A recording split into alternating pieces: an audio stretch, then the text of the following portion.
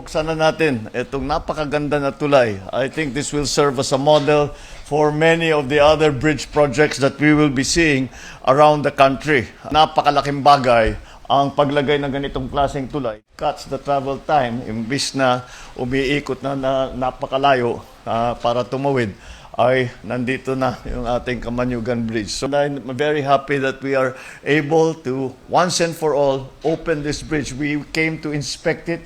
And I am sure na itong tulay na ito, ako'y nakakasiguro na ang tulay na ito, magbabago ang ekonomiya sa magkabila ng tulay na ito. And in the surrounding areas, mabibigyan ng mga opportunities for new jobs, for new businesses. I'm sure that you will feel the effects, the economic effects in a very short time.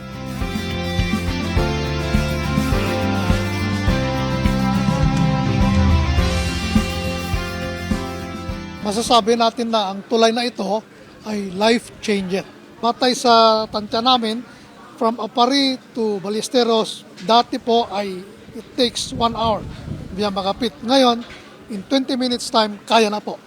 And this will benefit more or less about 6,000 motorists per day. Ang laking ginhawa na bibigay nito sa ating mga kababayan. Gaya ng sinabi na ating mahal na Pangulo kanina, ang laki ng immediate effect nito at impact nito sa ekonomiya dito sa banda dito dahil magkakaroon ng mga job opportunities, business opportunities.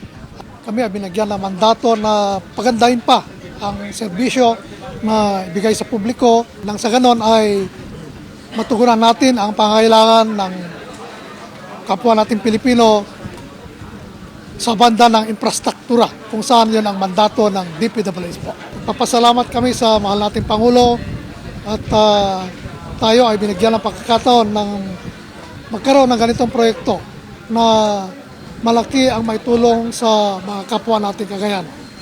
Kaya mahal na Pangulo, maraming salamat po.